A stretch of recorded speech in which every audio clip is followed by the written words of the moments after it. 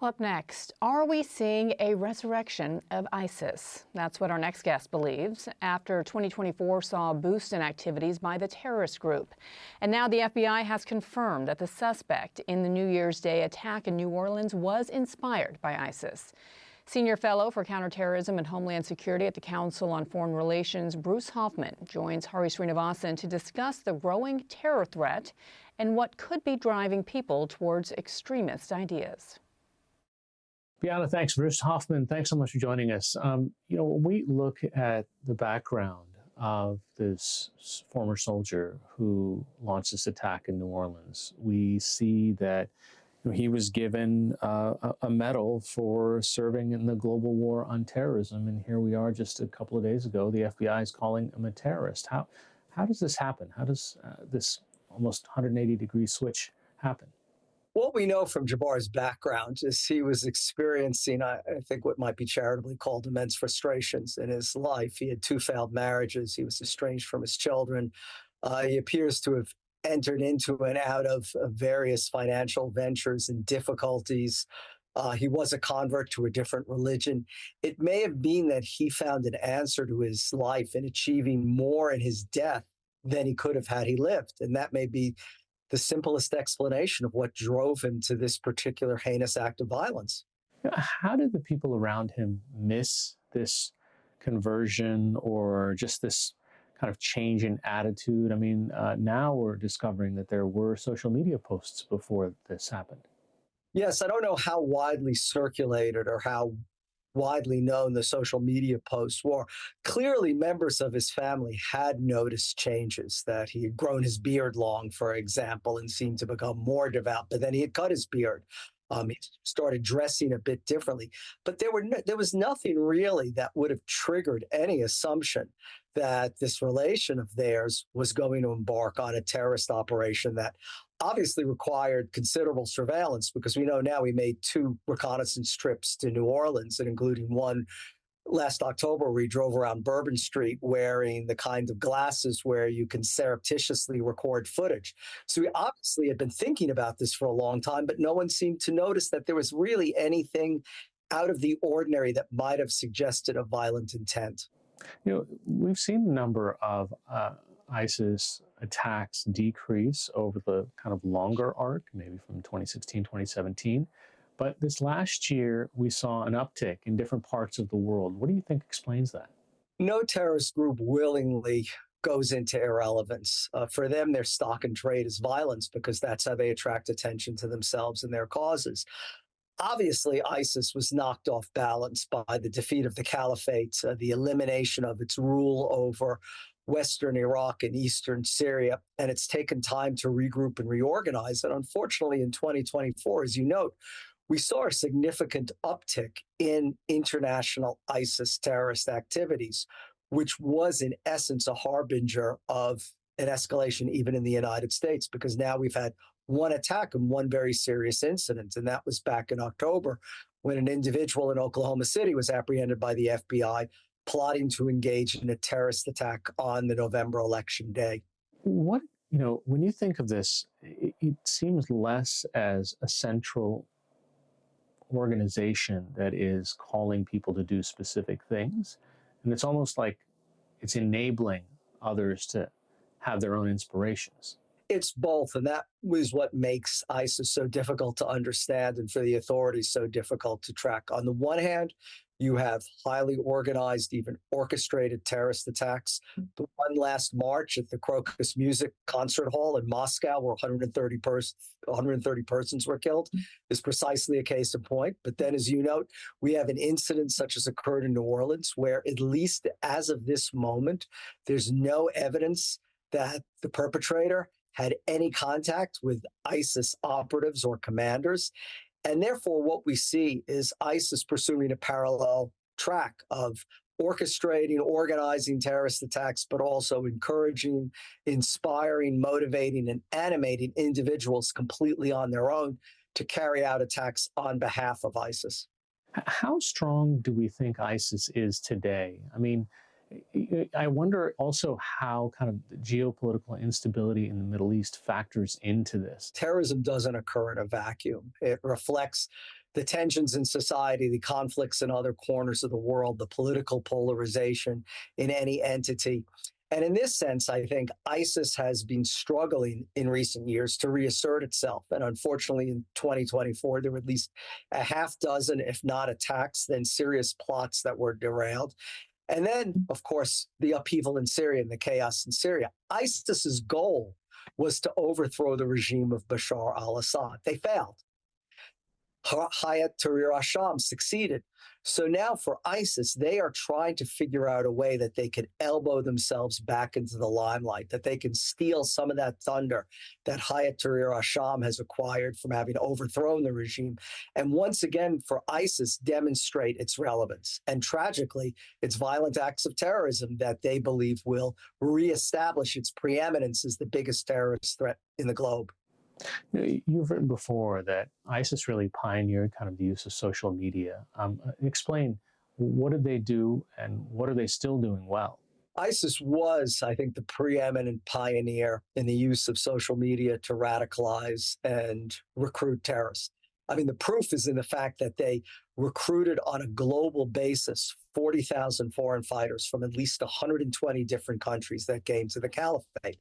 And back about a decade ago, they did this by using the kinds of social media platforms that were just becoming in vogue. They were using what was then called Twitter, Facebook, Instagram, and so on. And they used these as very effective tools to reach a worldwide audience very immediately, in real time, at very low cost. And they also engaged in what we might call narrowcasting. I mean, broadcasting is when you put something on a platform and you hope someone watches it. Narrowcasting is they sculpted their messages on social media to appeal to specific demographics in particular countries. And that's why they succeeded in creating the first truly global terrorist organization. Do you think that what's been happening on social media platforms, at least in terms of their own ability to police or their own interest in policing content that is on the platforms, that's been declining, at least in the past couple of years, certainly in the case of Twitter. But I wonder, does that accelerate what's happening here? No, absolutely. I think that the uneven track record of social media companies in monitoring and policing the content on their platforms, which at times has been better, at other times worse. Terrorists clearly take advantage of the lapses, clearly try to identify windows of opportunity when they can propagate their messages on a wider scale. And at a time when dollars and cents are the bottom line of what is, after all, profitable businesses, the tech companies just aren't willing to invest the time and the personnel required to really tackle what is a very large problem. It's not a small problem, but that doesn't mean it couldn't be more effectively addressed than it has been. We have another attack that happened on New Year's Day. This was a tragedy in Las Vegas with a Cybertruck that exploded. And what do we know whether or not that there's a connection between these two individuals, between these two attacks happening really within hours of each other, both using electric vehicles that were rented on the same car sharing platform? I mean, it seems like a lot of things to be a coincidence. No, absolutely. And the coincidences go further. Both these individuals served at the same time at Fort Liberty, which was then called Fort Bragg. Both deployed to Afghanistan at the same time. But of course, the U.S. Army is a huge enterprise, so it's not at all likely that they may have crossed paths. I mean, one was in a special operations unit, was a highly decorated combat veteran. That's Sergeant Levelsberger from Las Vegas. Samson Jabbar was in IT and human resources in the Army. So they may possibly have crossed paths casually. There does not appear to be any connection. The only connection I can perhaps divine is that the Las Vegas attack was probably brought forward. That, in other words, that attack was precipitously staged to take advantage of all the attention being showered on the incident in New Orleans. And it was the assumption of, I believe, Sergeant Levelsberger, is that he had to move his attack forward in order to get some of that attention. And that may explain why the gasoline, the fireworks in the Cybertruck didn't create a larger explosion. What are some of the factors that we should be watching out for now? I mean, considering that there are these sort of public events and opportunities that will be happening, whether it's a Super Bowl or the inauguration. That's exactly right. What we've seen over the years is a terrorist group like ISIS in particular, but it's not only them, deliberately targeting celebratory events. In other words, large gatherings of people coming out to celebrate a public or a national holiday, a concert, a sporting event. We saw this in Nice almost a decade ago in 2016 when on Bastille Day, a truck rammed down the promenade in Nice. We saw this at the Bataclan in Paris in November 2015 when terrorists attacked, firstly, a concert by a heavy metal band, but then simultaneously attacked a sports stadium where a major soccer match was going on. We saw an attack on the Ariana Grande concert in Manchester, England in 2017. The Taylor Swift concert this past summer in August had to be canceled in Vienna. And now we have Bourbon Street, New Orleans, after Times Square, probably one of the most iconic party-going sites in the United States. Las Vegas as well, certainly a place that tourists flock to. So what we can infer from this is that terrorists are deliberately targeting venues with large gatherings of persons to inflict the maximum casualties. And of course, this is going to result in a reconsideration of the security measures at all big events. And appropriate measures are going to be taken to ensure those who attend that they will feel safe and not stay at home. Bruce, it seems that the intelligence community over the past few years has placed an emphasis on domestic or homegrown terrorism, right? And I'm wondering, do we have the capacity to protect, our citizens from both the enemies abroad and from within?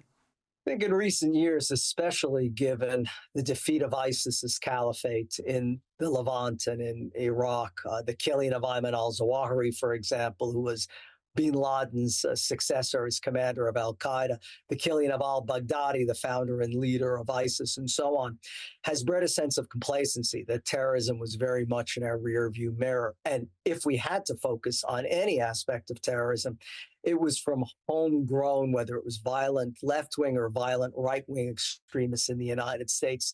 And we kind of forgot about the threat from overseas. But what we're learning now, especially in the aftermath of the tragedy in New Orleans, is that we have to have a security and intelligence establishment that can cover the waterfront of threats coming from established nation states, peer competitors like China and Russia, rogue states like Iran and North Korea, but also against terrorist enemies, both foreign and domestic. So how do we figure out? I mean, look, this is one of those difficult conversations that members of Congress try to have, right? I mean, where should we put which kinds of dollars? Should we be more concerned about attacks from outside or attacks from inside? I think, unfortunately, we have to be concerned about attacks from both. I mean, don't forget, until September 11th, 2001, the single most lethal terrorist attack in the United States was perpetrated by an American, killing fellow Americans. And that was the bombing of the Murrah Federal Office Building in Oklahoma City that killed 168 persons. Very similar to the New Orleans attack. Timothy McVeigh was an Army veteran as well, was operating with one or two other Confederates who were former Army buddies, but wasn't part of any terrorist organization, wasn't following anyone's orders, but took this upon himself. And I think we have to be vigilant for to counter the entire range of threats that we face, and also have the physical measures in place to make it much more difficult for terrorists to attack. And as you know, there's been tremendous discussion about the bollards issue, for example, or the wedges that would have made it far more difficult for that vehicle to jump up on the sidewalk and mow down the pedestrians there. I mean, that was clearly a lapse, that there were police cars blocking off Bourbon Street because the bollards didn't work.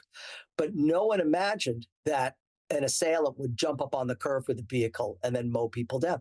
But that's exactly what happened in Barcelona on the famed Las Ramblas promenade in 2017. So we have to learn from previous terrorist tragedies and make sure that the physical measures in place are both state of the art, are in fact working, and indeed are anticipating a variety of kinds of attacks. What other kinds of improvements have happened where we have, I guess, better resolution on a crime? Unfortunately, not before it's happening or during the crime, but afterwards. Certainly, developments like the advent of artificial intelligence are assisting the intelligence community in sifting through material at a far faster rate using algorithms that they might have in the past. So certainly there are tremendous advantages, firstly, in processing and analyzing data, in obtaining the data that would have been completely unimaginable 5 or 6 years ago. But I still think, and I worry, we're behind the curve. And for me, the biggest threat looking into the future, and one that I don't believe we have an effective answer to, is what are called UAS, unmanned aerial drones, in essence, unmanned aerial vehicles, drones which have been used on battlefields, which, as we saw on October 7th, 2023 in Israel, were used to facilitate the attack from Gaza, and which we've seen drones being used for surveillance purposes in the United States now on numerous occasions, including the unexplained deployment of drones in New Jersey just last month. And I'm not entirely sure that our defenses against attacks using that type of weapon are as robust as they need to be. Unfortunately, the history of responding to terrorism is closing the barn door after the horse has already gotten out. But this is one example where we can get ahead of a threat that I'm sure will materialize. Has the military been doing enough, or have there been programs that the military has engaged in, given that we've had so many incidents of veterans going through mental anguish of all sorts? How does such an enormous force wrap its hands around the people that are struggling, who might still be active or who might be retired? What do we do? The Biden administration actually had a very aggressive program, a task force in the Pentagon that looked at precisely this issue and worked very closely with the Departments of Veterans Affairs. So this problem and this proclivity amongst the small percent of veterans to take to violence for whatever reason has been recognized and has been understood. The question is always, how much is enough? And how much more needs to be done, given that we are aware of this problem, to bring these kinds of services to our veterans. Certainly in the book that myself and my co-author, Jacob Ware, wrote, God, Guns, and Sedition, we found that there was a high percentage of former veterans who were becoming increasingly politically alienated, felt disenfranchised from the political system, and increasingly saw violence as a solution. And part of addressing that proclivity, I think, was recognized in the creation of this task force at the Pentagon, who worked with the Department of Veterans Affairs to address this problem. Bruce Hoffman, Fellow for Counterterrorism and Homeland Security at the Council on Foreign Relations. Thanks so much for joining us. You're very welcome.